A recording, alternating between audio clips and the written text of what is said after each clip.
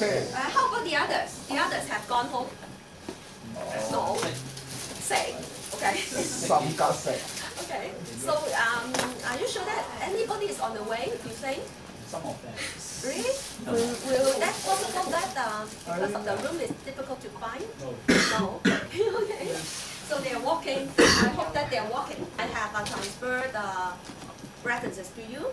Have you got all of them? Nope. Already done. Okay. Last time we have a topic. You have done the big piece of a post-it, and we explore the topics of the changing role of teacher.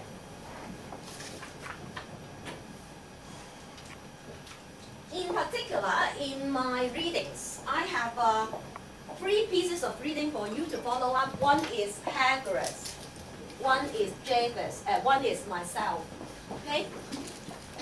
So you will know the background of many things. Background about why the society needs the role of teachers to be changed. So you need now some information.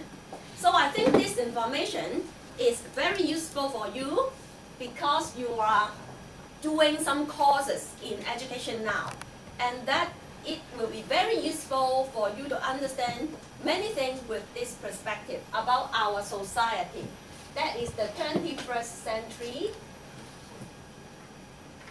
and that we think that there are some things make the role of teachers different. What are they? For example, previously they need to do the marking, they need to teach,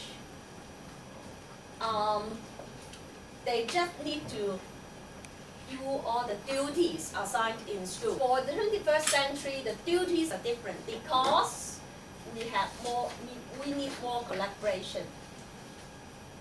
For example, lesson planning. We have co-planning.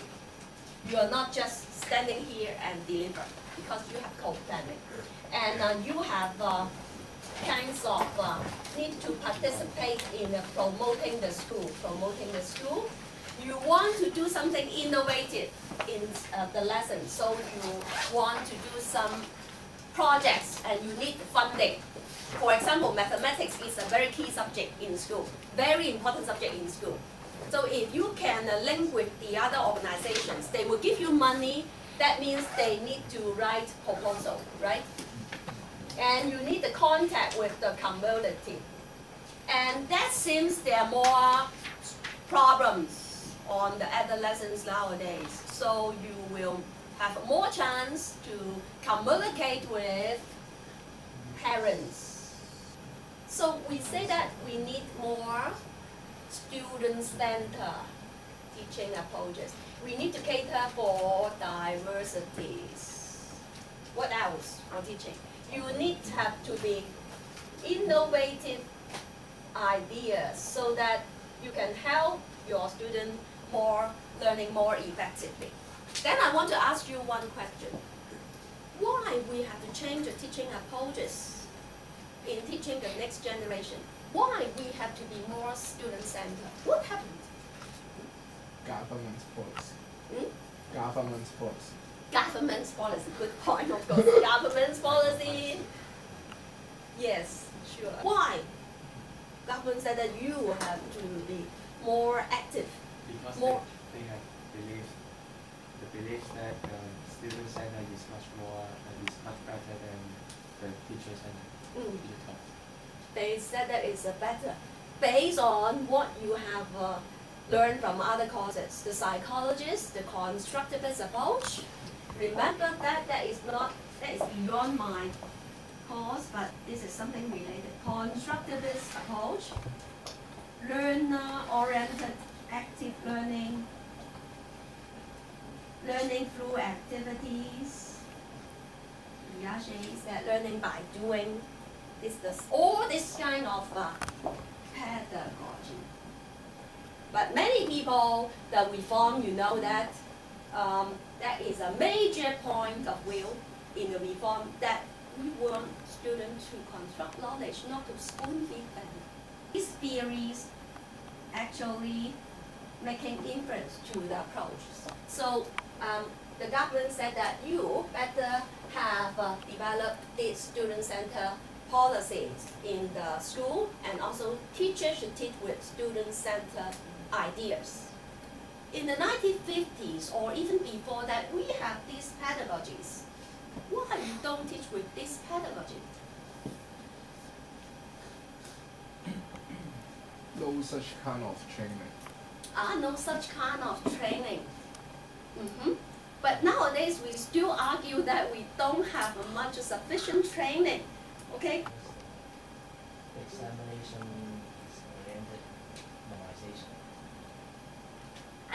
One good point. Examination only encourage memorization. Okay, let's talking about the thinking level. Okay, memorization is this level. We know something, knowing the facts and some kind of information. That is the knowing. Okay? I memorize. If the examination only asks me to repeat, to tell me that this thing or this piece of information or that piece of information, then I just need to memorize.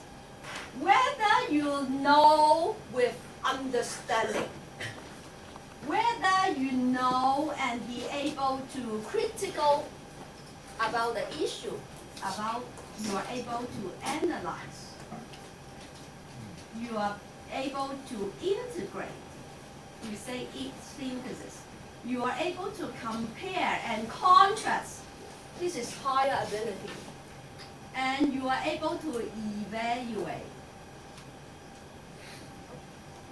and you are able to judge with your own personal view. The cognitive level is moving up. Remember what I'm saying about we want more people to have a higher intelligence and abilities, even the low achiever, we want to pull up. But I think that this is because the needs of Hong Kong jobs is more not academic.